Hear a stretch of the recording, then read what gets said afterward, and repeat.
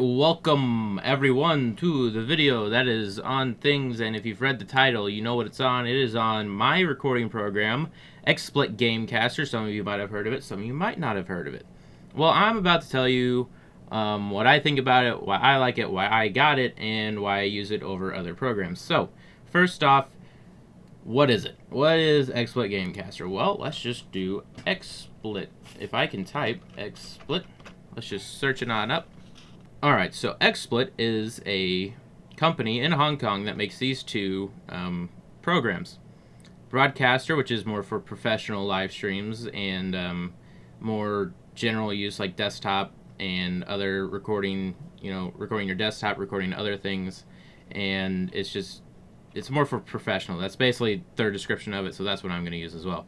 Gamecaster is more for the gamer who just wants to, share his gameplay, live stream his gameplay, just do things with games and games and games and nothing but games. So, Gamecaster is what I use because I don't do that many tutorial stuff like this.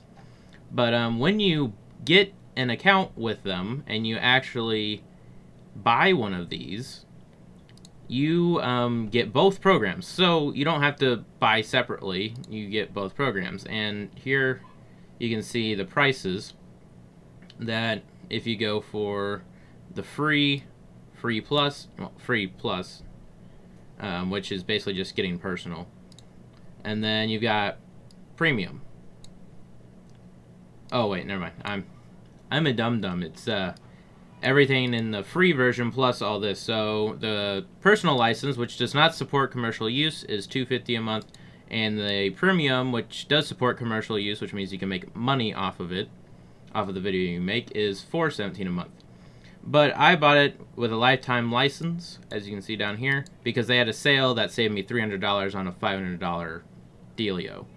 First off, we're just going to launch it up here, and you have to do this every time. It's slightly annoying, but you get used to it.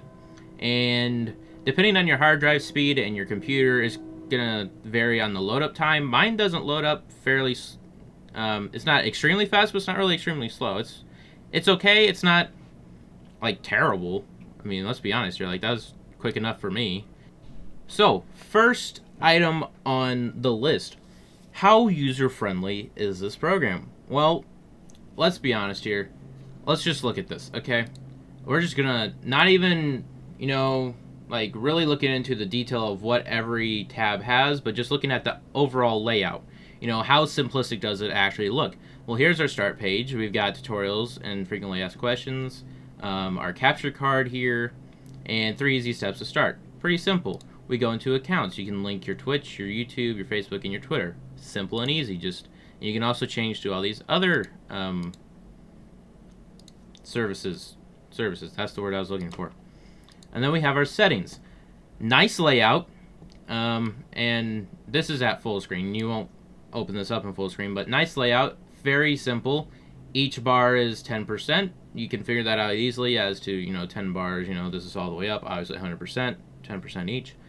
You got nice, easy, you go into here, everything's systematically organized. You even have little info boxes that tell you about stuff. So like resolution, what's that? I don't know. Maybe, I don't know. Codec, what's that? It tells you what each codec does. You go into the recording settings, same thing. Like, let's say we really don't know what codec is. It tells us right there if we just hover over the information icon. And even here, it tells you, what is the difference between doing a standard quality, what's the difference between a standard and a ultra high. Well, the higher you go, the larger the file gets and the more quality you get, which equals more data, but ignoring that. Anyway, and just overall, it's a very nice, simple layout. Everything is explained that needs to be explained. If there's not an info button next to it, obviously it's self-explanatory or it's easily found on the internet and you can just look it up. But everything else that is not self-explanatory has a little icon next to it. So game FPS, self-explanatory. Running time, what's running time? I mean, that could be anything. Well, it shows the duration, streaming, or recording. Okay, that makes sense. So recording time. That's what I call it. I don't call it running time. So I was like, ooh, what's this? Oh, that's cool. And then you've got this little thing that is very simple. Where do you want the overlay to show? Easy, simple. You've got your hotkeys here. All the settings on one fluid page, very simple, very basic in the way that it needs to work, and it works fantastically. You got your screenshots. I don't have any because why do I need to take screenshots when I'm recording stuff? And then you have your recordings, which will take you to the folder that you load your recordings into. So going along with the user-friendliness, you've got 2 guides right here on the home page. So if you click on this, you go to a playlist of 6 tutorials that will show you how to use your XSplit Gamecaster. And then here will take you to a frequently asked questionnaire. Not questionnaire, but basically XSplit's Gamecaster frequently asked questions. So you got your general, getting started, advanced, and troubleshooting.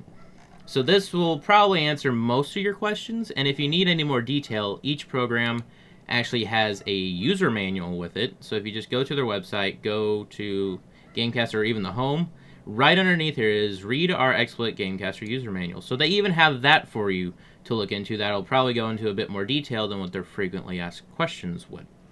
And comparing to other recording programs, I've used Action not for a long time, but I did the trial run just to see if I wanted Action, which is another paid for program, or if I wanted this.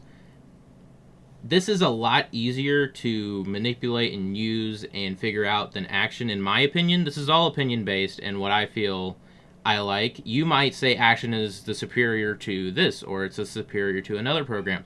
That's your personal opinion, and everyone has their own opinion, and it's just what do you think is the easiest for you. And then compared to OBS, which is another program that a lot of people use because it's free, I find it way easier than that one as well, because it's got a nice, I guess, GUI, everything's in its place. It's got these info buttons, which I wish OBS would implement, because not everything in there is self-explanatory, and you go looking it up and there are people that have thousands of different answers to it that are all completely different sometimes. That's how it goes. And yeah, that basically wraps up user friendliness. It's just, I find it a lot easier. OBS is nice, but later on I'll show you another reason why I prefer this over OBS, which again is one of the more popular programs to record with.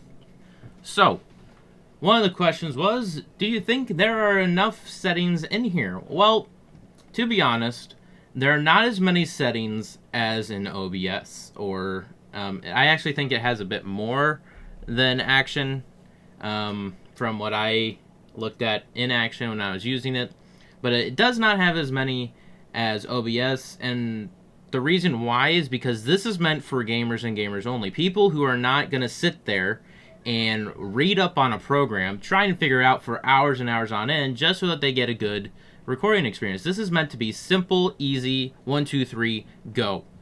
Record your gameplay, live stream your gameplay, go, be done, do it. Nothing, no fancy, graphics overlays that are going to be on there.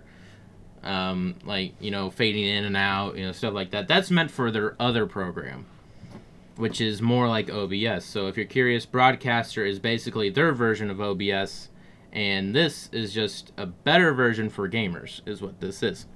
Are there any settings that I would add or take away? Well, as of right now, there are no settings that I would add. Not that I can think of as of right now that I've run into, wishing that I had this feature.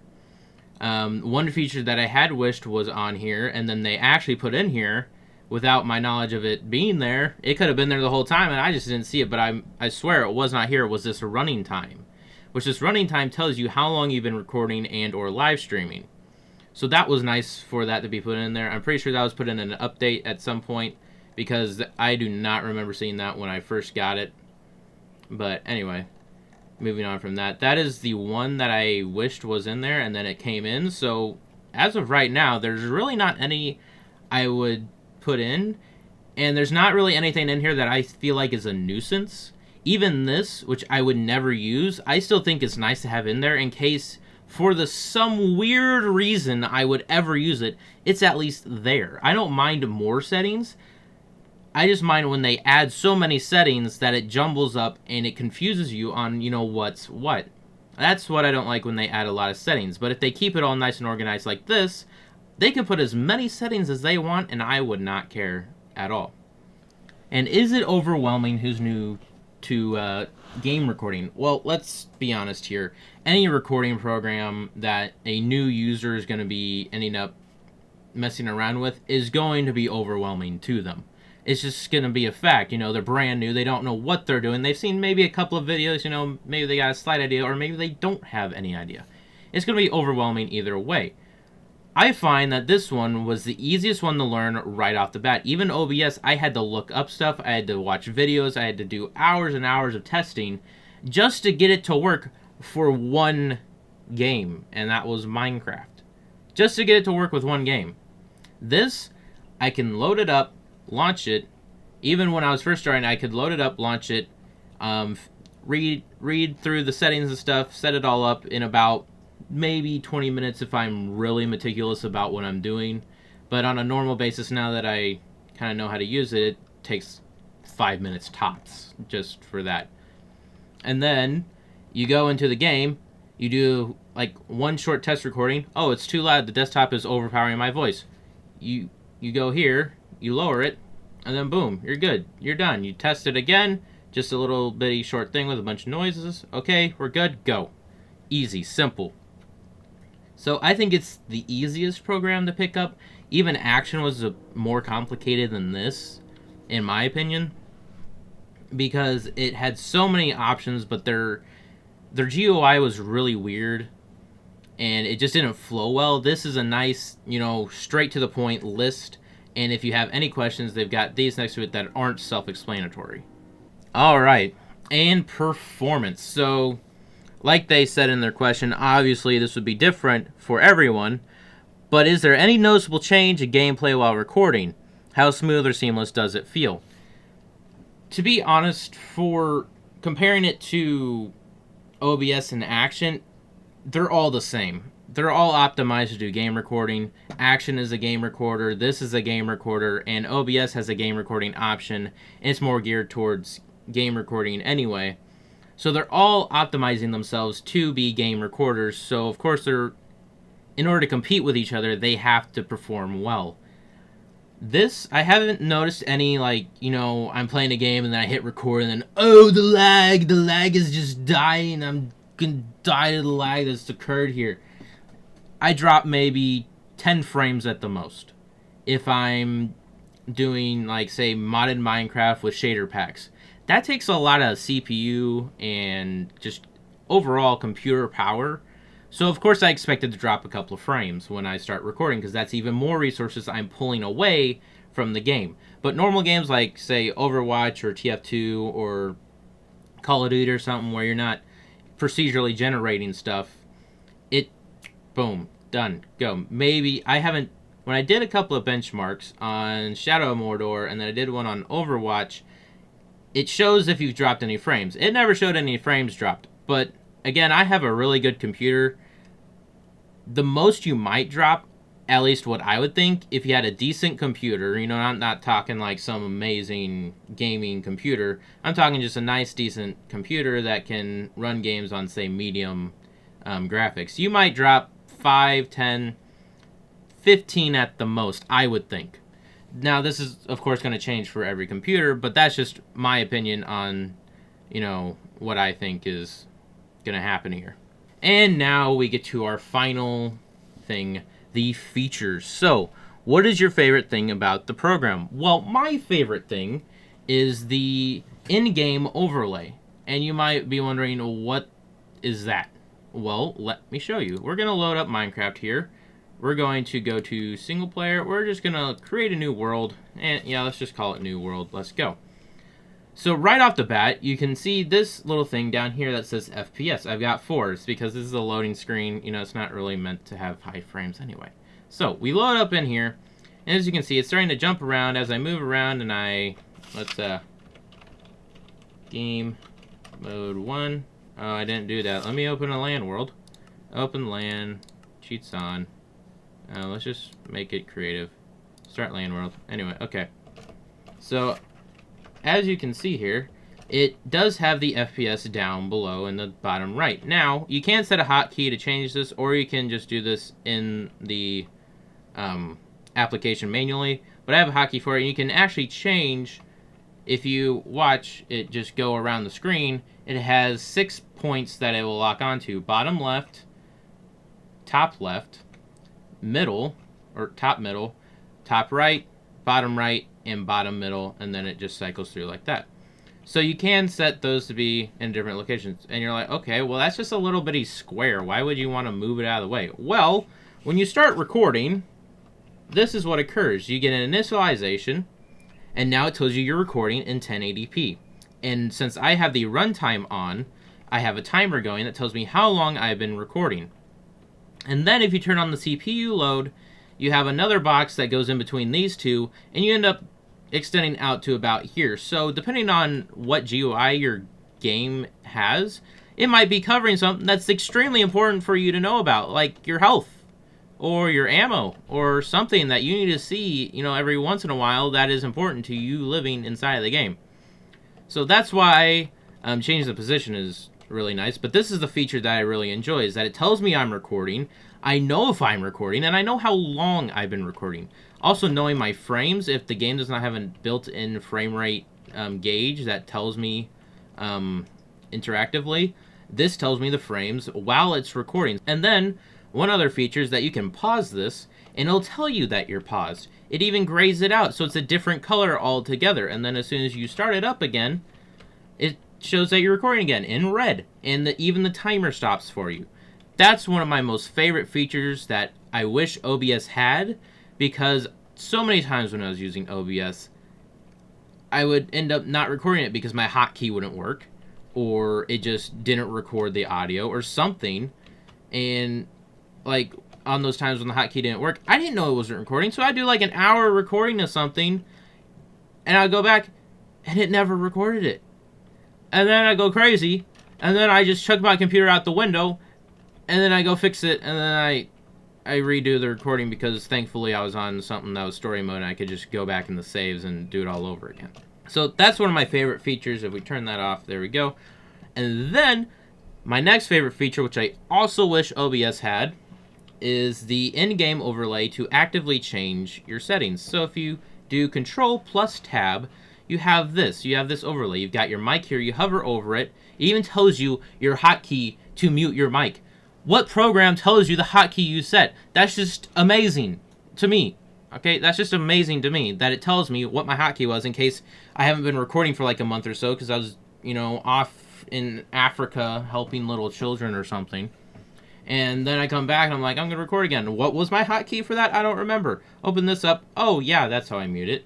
And then same for this. If I had a mute system sound hotkey set up, it would tell me, but I don't. So you can interactively change these settings here just the same as you would in the actual program.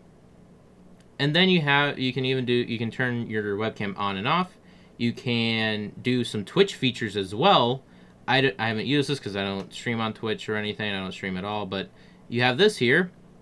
Show Twitch chat panel, show followers and subscribers, and then you can even edit the broadcast title and game name while you're in the game. You don't have to leave the game. You don't even have to have a second monitor, which is one of the things that OBS, you have to have a second monitor in order to monitor all of this going on. And you can post your live stream URL on Twitter and Facebook with a click of a button. You can add an image to your screen. You can even draw with a little pen like this. It's so cute. It's so amazing. Hit escape, and then there you go. And then you can even share your screenshots for this game session. I don't know what that does, but it's there. And if you're really wanting to make sure that it works, you can start recording just by clicking this, or start streaming by clicking this. So you've got two ways, if you've set up the hotkeys, as to how to do it. And they even have a help right here. And it tells you it's going to open an external window. So if you're in game, it'll, you'll know. And then it takes you to the support center. Those are the features that I really like. Everything else is just an added bonus, but those are the features that I was looking for in a recording program. And even though I had to pay money for this, I would pay this money again over OBS just because it has those features. And it runs so smoothly as well, just like OBS does sometimes. Let me put that straight. Sometimes OBS runs smooth, not all the time. But yeah, that's basically the gist of XSplit, if you really want to know more about it, just go on there, download it for free, or when you get an MSI gaming motherboard, as it's optimized for, you get 6 months free with the premium account, which is what I'm using. That gives you every single thing you could possibly want to do with this thing. And there are also things called plugins, which if you're really curious, go look at it yourself. I'm not going to go over that because that's something else entirely. And then after that, 6 months, you should be able to figure out if you really want to keep it or not. And if so, you're either going to pay the money or you're going to do the free, which is not nearly as good as premium, but at least you'll have the same setup, but you won't be able to do the same quality, which is the problem.